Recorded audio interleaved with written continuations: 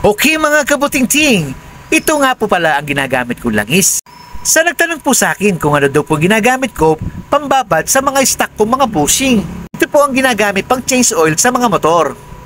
Binababad ko po talaga ng langis yung mga bushing para hindi po sila mangalawang.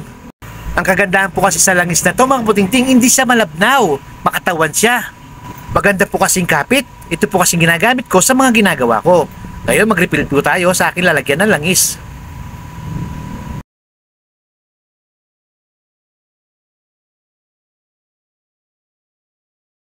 Ngayon, langisan na po natin yung ginawa ko po. Paalala nga pala mga puting-ting, huwag po kayong gagamit ng grasa. Sa simula, akala nyo maganda siya. Pero pag kumapit na po yung grasa sa shafting, pag lumamig na po, lumalagkit na po yung shafting at nahihirapan na pong umikot ang inyong electric fan. Kaya mas maganda mga puting-ting, ito na lang po ang gamitin po ninyo. Mas maganda po ito at subok ko na po talaga to. Ginagamit ko din po itong panglangis sa mga wash motor, sa mga spin motor, at saka sa mga spin top.